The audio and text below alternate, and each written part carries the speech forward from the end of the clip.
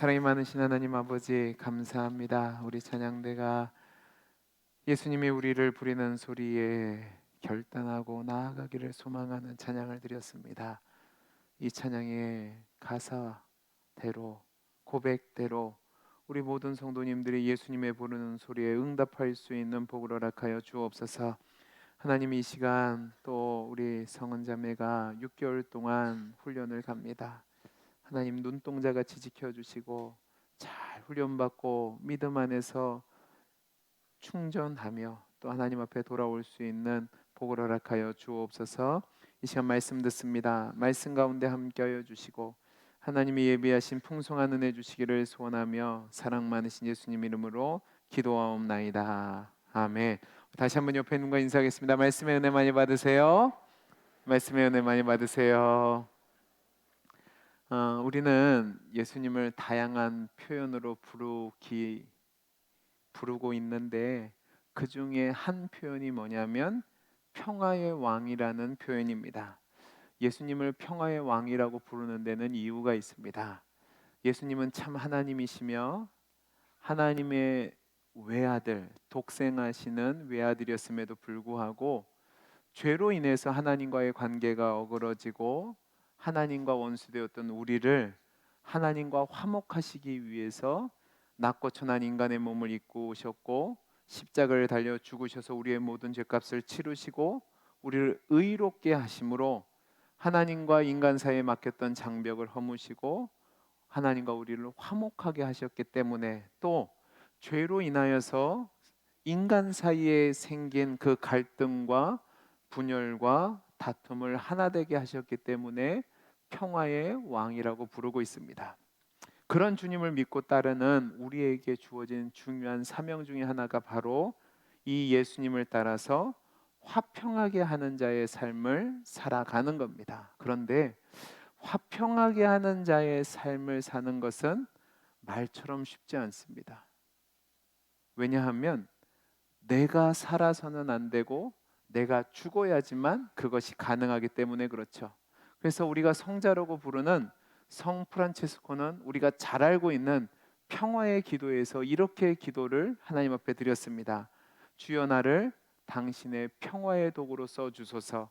미움이 있는 곳에 사랑을, 다툼이 있는 곳에 용서를, 의심이 있는 곳에 믿음을, 절망이 있는 곳에 희망을, 어둠이 있는 곳에 빛을, 그리고 슬픔이 있는 곳에 기쁨을 심게 하소서. 위로받기 위해 애쓰기보다는 위로할 수 있게 하시고, 이해받기보다는 이해할 수 있게 하시고, 사랑받기보다는 사랑할 수 있게 하소서. 우리는 줌으로써 받고 용서함으로써 용서받으며 죽음으로써 영생을 얻기 때문입니다 라고 기도를 만들었습니다. 이 기도 가운데 마지막 부분을 보시면 우리는 주어야지 받고 용서해야 용서받고 죽어야 영생을 얻는다고 얘기합니다.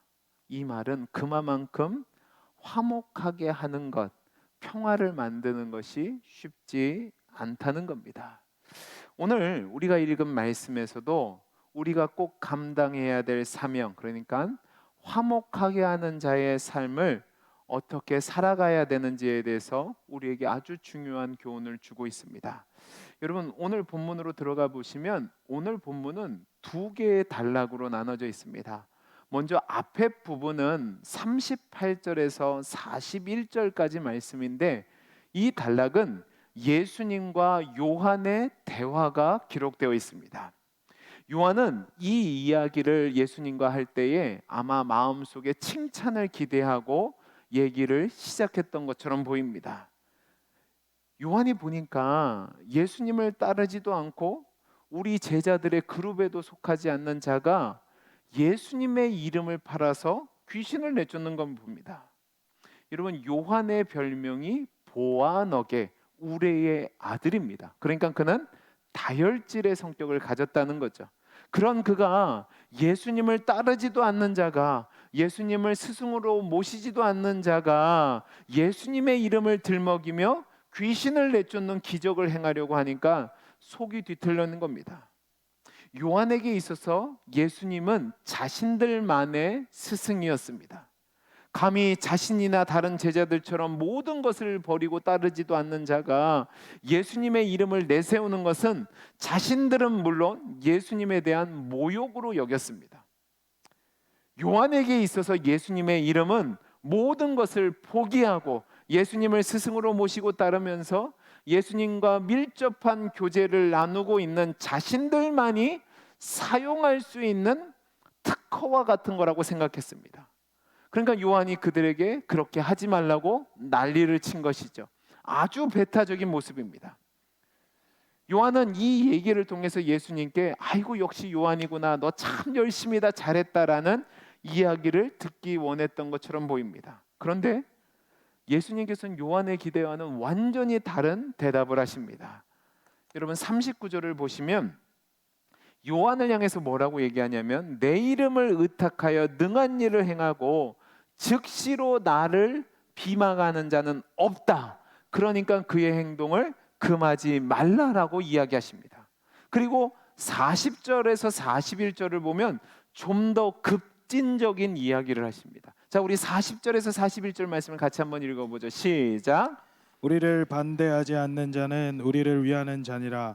누구든지 너희가 그리스도에게 속한 자라 하여 물 한 그릇이라도 주면 내가 진실로 너희에게 이르노니 그가 결코 상을 잃지 아니하리라. 여러분 이 얘기가 뭐냐면 예수님을 따르지도 않고 제자 그룹에 속하지도 않고 주님의 사람이 될 수 있고 주님이 주시는 상을 받을 수 있다라는 얘기입니다. 제자들과 함께 하지도 않았고 예수님을 따르지도 않았고 주님의 말씀을 연구하지도 않았고 동거동락하면서 주님께 직접 배우지도 않았어요. 근데 예수님의 사람이 될 수 있다는 말입니다. 누구든지 제자들을 거부하지 않고 물 한 그릇이라도 떠주는 호의를 베푼 사람이라면 그 사람에게는 하나님의 나라가 열려 있다는 겁니다. 예수님의 이름을 함부로 사용할 수 없다는 이 요한의 주장이 무색하게, 또 예수님의 이름을 독점적으로 사용하고 싶은 제자들의 바램을 비웃기라도 하듯이 예수님은 자신을 따르지 않는 자라 할지라도 예수님의 이름으로 귀신을 내쫓는 권능을 행하는 것에 대해서 그 권능의 역사는 예수님과 예수님을 따르는 제자라는 그 울타리를 넘어서 넓은 포용성을 가진 하나님 나라의 특징을 보여주고 있는 겁니다.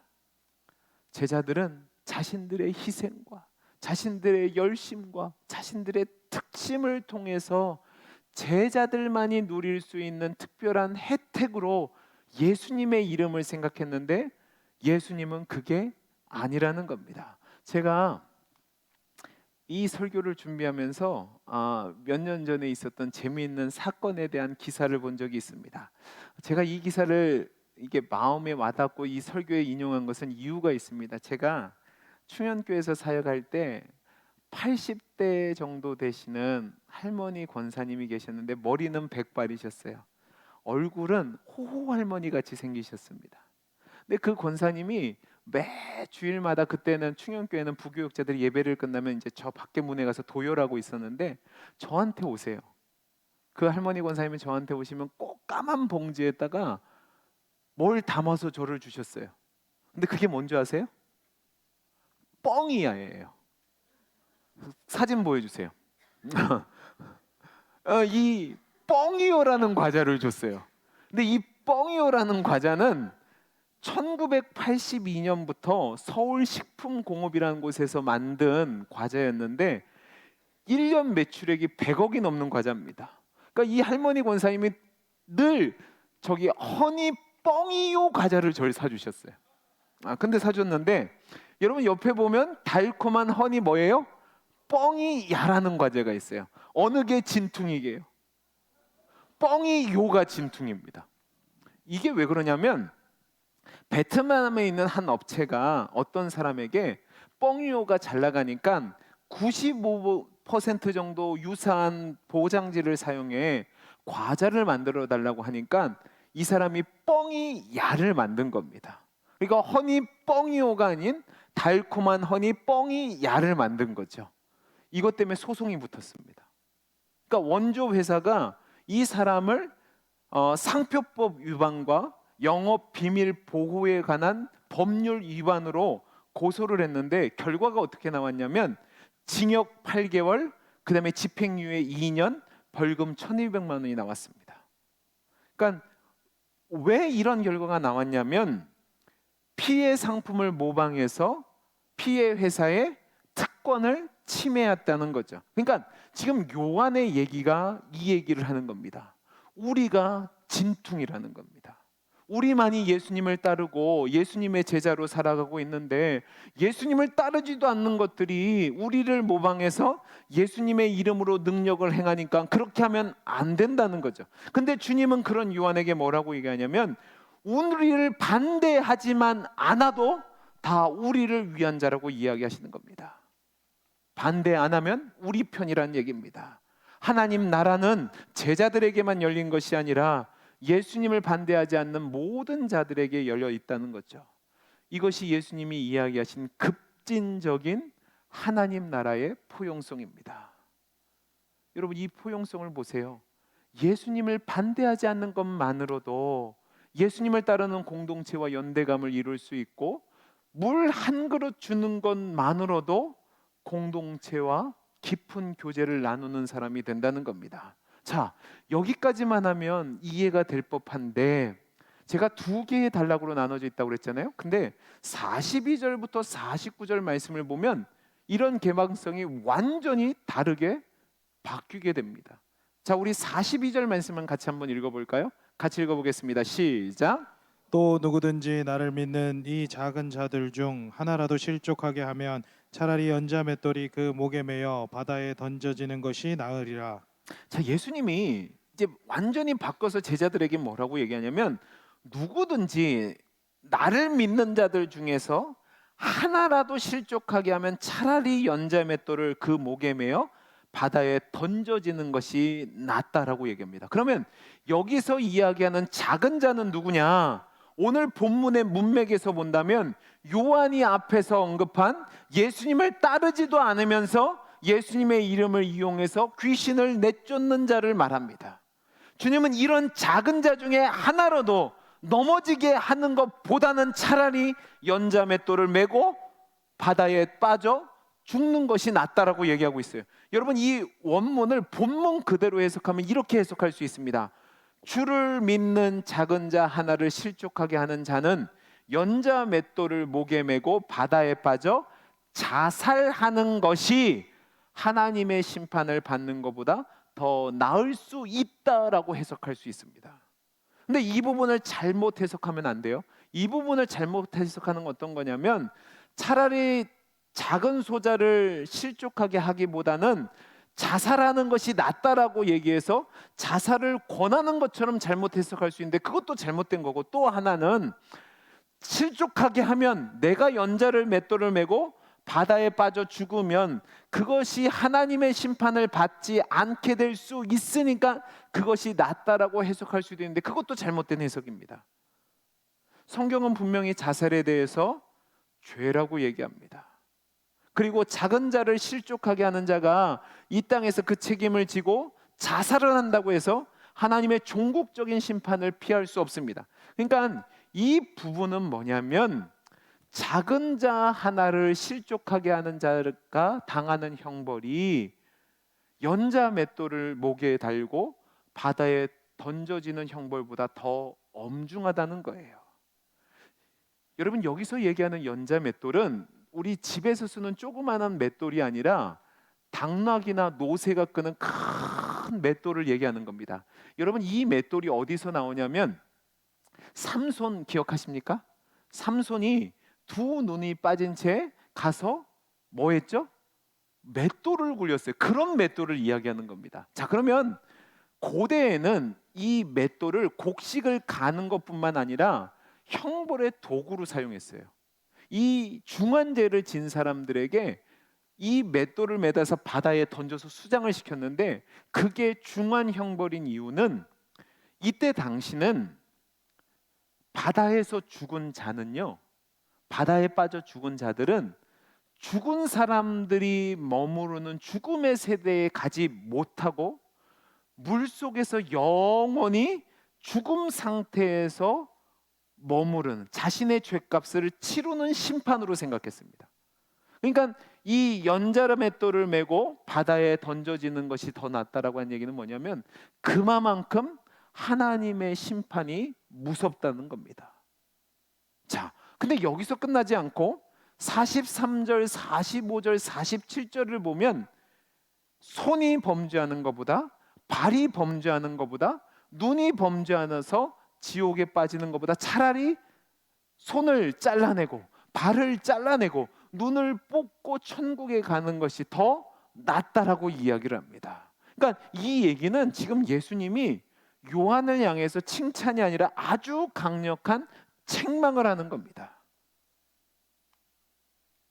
바로 앞에서는요, 예수님을 따르지 않지만 예수님의 이름으로 귀신을 내쫓는 것과 같은 사람이라는 에게는 엄청난 포용성으로 이야기를 하셨는데, 그렇게 열려있는 하나님의 나라였는데 제자들에게는 도리어 엄격히 닫혀있는 공간이 하나님 나라가 되어버렸습니다.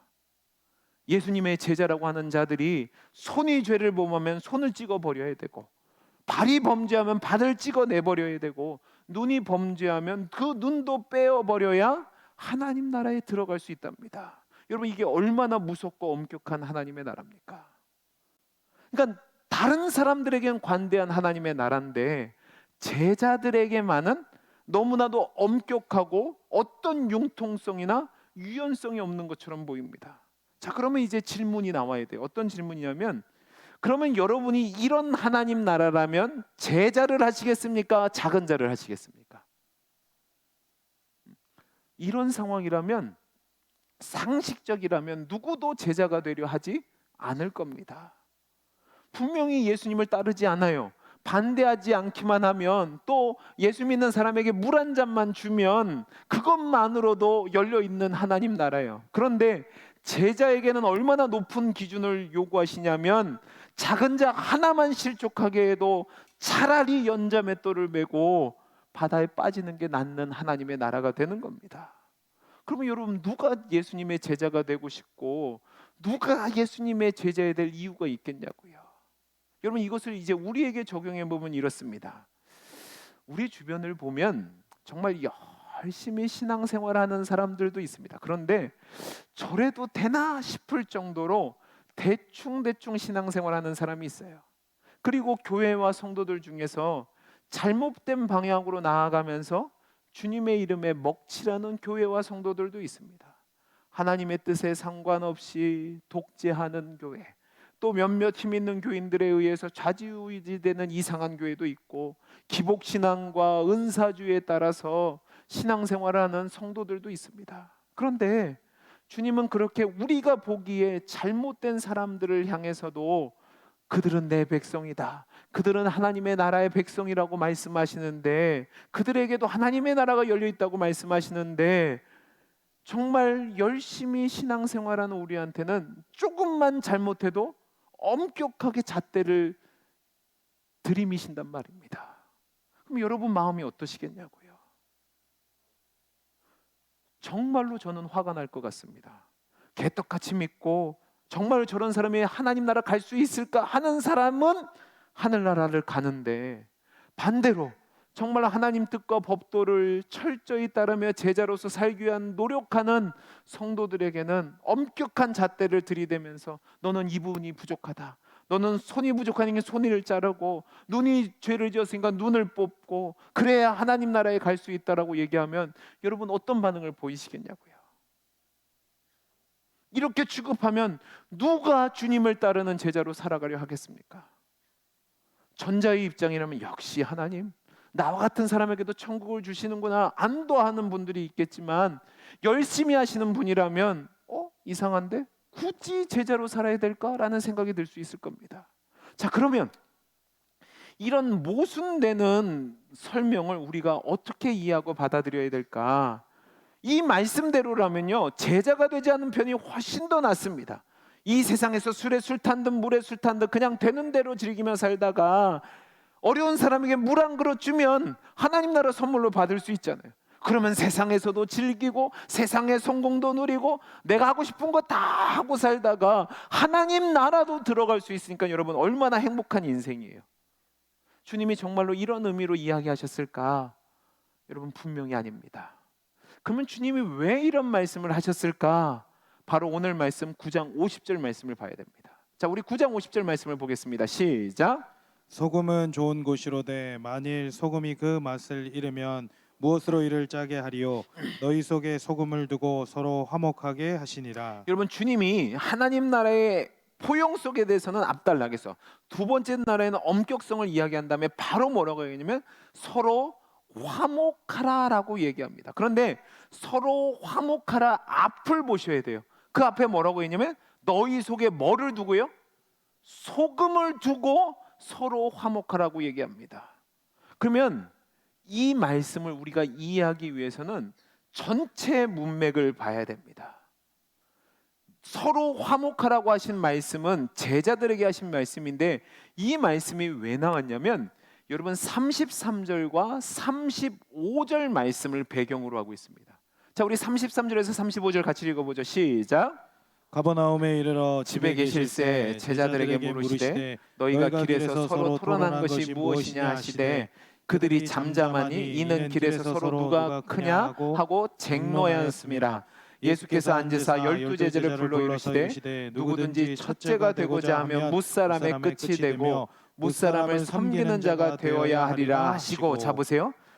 이 말씀을 보면 예수님이 제자들과 함께 가버나움으로 들어가시는데 제자들 사이에 다툼이 있었다는 것을 보여줍니다. 근데 그 다툼의 내용이 뭐냐? 서로 누가 크냐 하는 싸움입니다.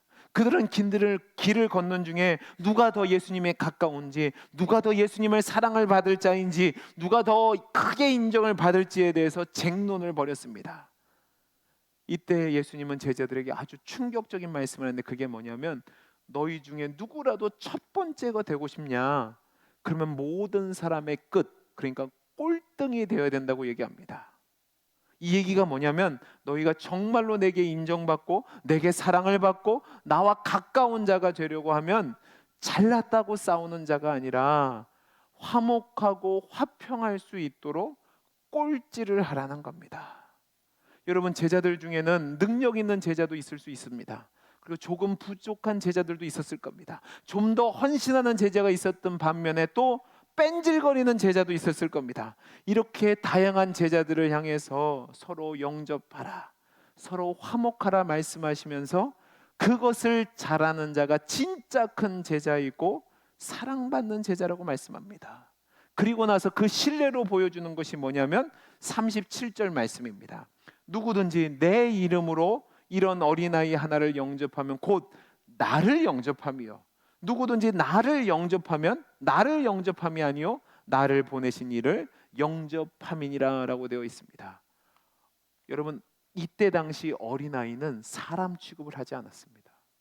그 사람 취급하지 않는 어린아이를 영접하는 것이 주님을 영접하는 것과 같고 제자들이 그런 모습으로 서로 영접할 때 주님을 영접하는 것뿐만 아니라 하나님까지 주님을 보내신 하나님도 영접하는 것이라고 말씀합니다. 그러니까 제자의 가장 중요한 삶이 뭐냐?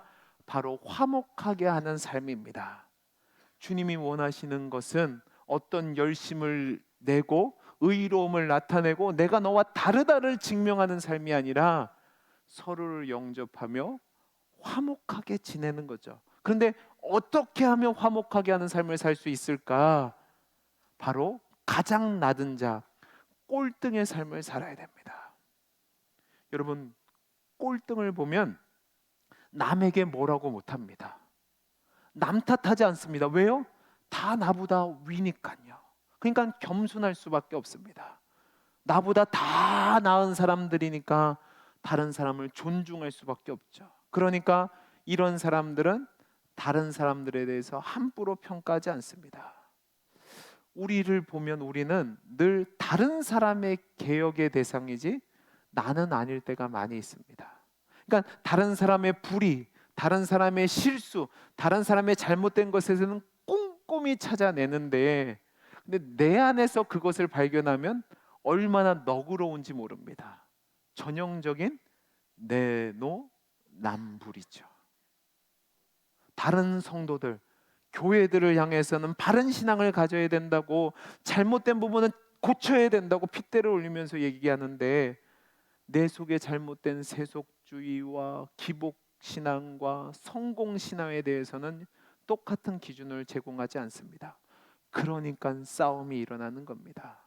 물론 개혁을 하기 위해서 높은 수준이 필요합니다. 기준이 필요합니다. 그런데 그 기준은 나에게 적용해야 될 것이지 다른 사람을 비난하거나 판단하기 위해서 들이밀면 안 됩니다. 저와 여러분이 진정으로 예수님을 따르는 제자가 되기를 원한다면 우리에게 필요한 것은 무엇이냐면 서로를 감싸는 울타리가 되어야 됩니다. 누구에게도 열려져 있는 마음의 문을 가져야 되고, 우리 자신에 대해서는 엄격한 기준을 적용해야 됩니다. 왜? 우리는 예수님을 따르는 제자이니까 그렇죠. 그래서 스스로 더욱더 열심히 나를 다스려야 됩니다.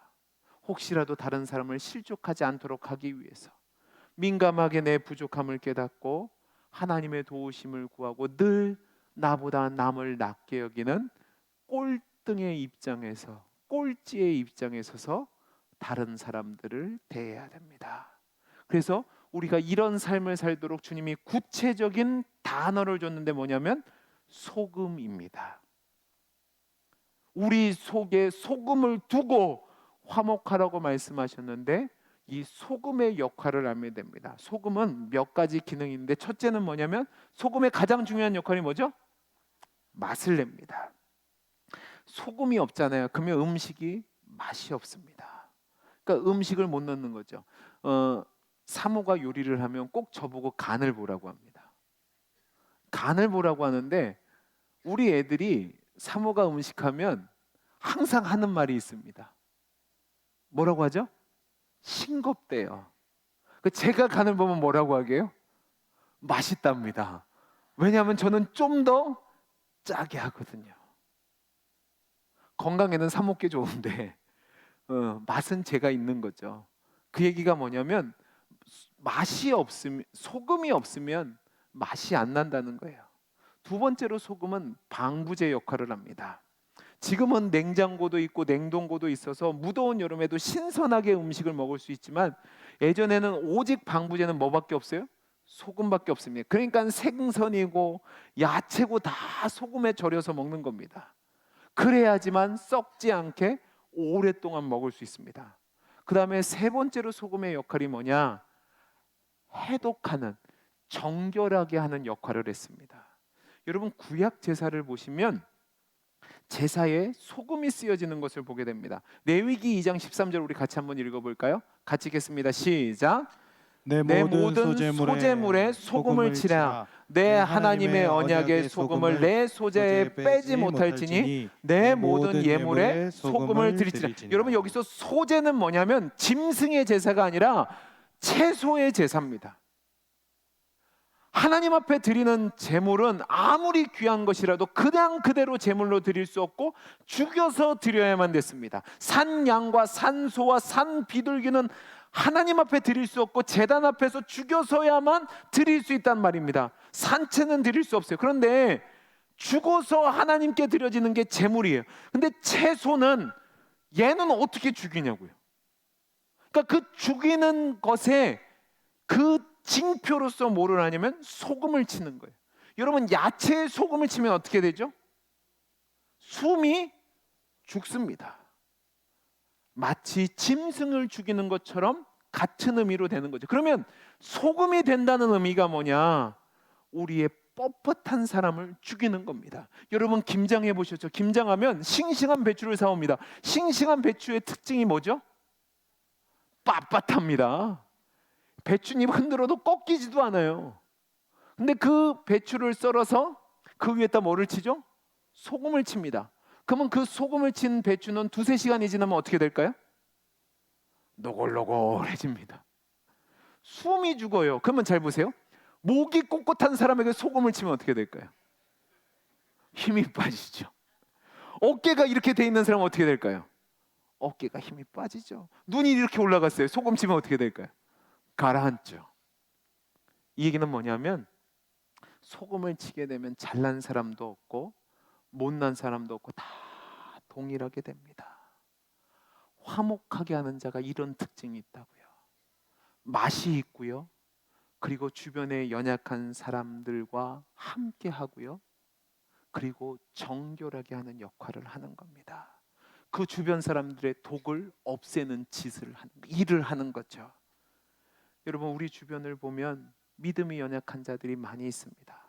직분과 상관없습니다. 그런 사람들은 세상에 한 발, 교회에 한 발 걸치고 저 사람이 정말 예수 믿는 사람이 맞나 할 정도로 미성숙한 모습을 보입니다. 그러나 주님은 우리에게 이렇게 얘기합니다. 그들과 함께 하나가 되어서 포용해서 주님의 몸된 교회로 세워가라 말씀합니다. 그러기 위해서는 뭐가 필요해요? 소금이 있어야 되고 우리가 그런 소금이 되라는 겁니다. 소금이 있어야 맛이 나고 소금이 있어야 부패를 막고 소금이 있어야 독을 없애고 소금이 있어야 정결하게 하고 소금이 모든 것을 포용하게 만드는 거죠. 주님은 저와 여러분에게 세상의 소금이라고 말씀합니다. 그래서 우리가 있는 그곳에 우리가 소금과 같은 역할을 해서 우리 모두가 다 하나님 앞에 숨이 죽는 겁니다. 다 하나가 돼서 거룩한 제물로 드려지기를 원하시는 거죠. 이것을 위해서 우리 주님은 제자들인 우리에게 이렇게 엄격한 기준을 요구하신 겁니다. 그러니까 우리를 훌륭히 여기셔서 이렇게 엄격한 기준을 제공하시는 거죠.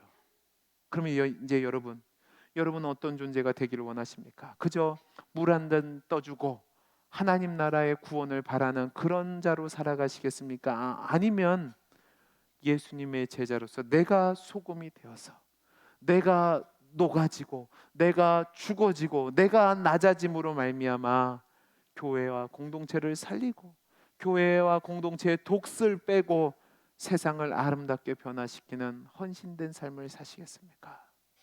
우리 주님을 기억해 보시기 바랍니다. 주님은 평화의 왕이십니다. 하나 되게 하기 위해서 나를 버리셨습니다. 자기를 비워 종의 형체를 가지사 어디까지요? 죽기까지 낮아지셨습니다. 그 주님 때문에 저와 여러분이 하나가 되고 우리가 하나님과 하나가 되는 은혜를 누리게 됐습니다. 그런 우리에게 너희가 세상에 나가서 나와 같이 화목하게 하는 자, 소금을 품고 화목하게 하는 자의 삶을 살라고 말씀하십니다. 저는 우리 교회 모든 성도님들이 이와 같은 성도의 삶을 살 수 있기를 간절히 소원합니다. 하나님이 여러분을 귀하게 여기십니다. 그래서 제자라고 부르셨습니다. 더 높은 기준을 요구하십니다. 어떻게 해요? 소금처럼 살랍니다. 여러분이 있는 곳에 소금처럼 예수의 맛을 다할 수 있기를 간절히 소원합니다. 여러분이 있는 곳에 여러분이 녹아져서 모든 사람을 하나로 만드는 그 은혜가 나타날 수 있기를 간절히 소원합니다. 여러분이 있는 곳에 세상의 독소가 빠지고 세상의 부패가 빠지고 참된 생명이 있는 귀한 역사가 나타날 수 있기를 간절히 소원합니다. 여러분, 하나님이 여러분에게 화평을 만드는 자로 살라 하십니다. 여러분 꼭대기에 계시겠습니까? 아니면 가장 밑에 있는 자로 사시겠습니까? 선택은 저와 여러분의 것입니다. 근데 소원하기는 우리 모두가 주님과 같은 마음을 가진 자로 세상에 평화를 만드는 자로 겸손하게 나보다 남을 낮게 여기고 소금처럼 맛을 다하고 역할을 감당함으로 우리가 가는 곳곳마다 우리가 있는 가정에서 우리가 있는 직장에서 우리가 있는 순에서 우리가 있는 교구에서 우리가 있는 교회에서 나로 말미암아 화목하게 하는 역사가 나타날 수 있기를 간절히 소원합니다. 기도하겠습니다. 사랑이 많으신 하나님 아버지, 평화의 왕 되신 주님이 우리로 하여금 화평을 만든 자로 살아가게 하십니다. 그 화목하게 하는 자로 살기 위해서 하나님, 우리 모든 성도들이 소금과 같은 존재가 되게 해 주옵소서. 내가 죽어서, 내가 녹아서 교회와 공동체를 살리고 세상을 아름답게 변화시키는 일에 헌신된 그 주님의 제자의 삶을 살게 해 주옵소서. 은혜 주시기를 소원하며 사랑 많으신 예수님 이름으로 기도하옵나이다. 아멘. 다 함께 찬송가 312장 1절을 부르시면서 준비하신 예물을 하나님께 드리겠습니다.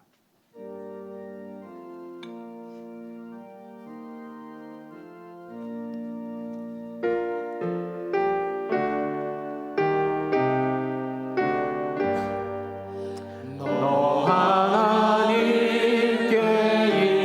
이끌리어 일평생 주만 바라며 너 어려울 때 힘주시고 언제나 지켜주시니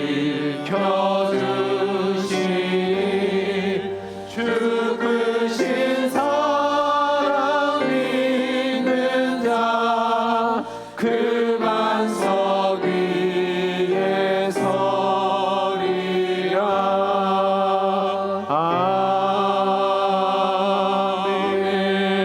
아멘. 사랑이 많으신 하나님 아버지, 감사합니다. 사랑하는 주의 백성들이 하나님 앞에 나올 때 빈손으로 나오지 아니하고도 생명과도 같은 예물을 구별하여 드렸습니다. 하나님, 이 예물이 하나님 나라 확장을 위해서 귀하게 사용되게 해 주옵소서.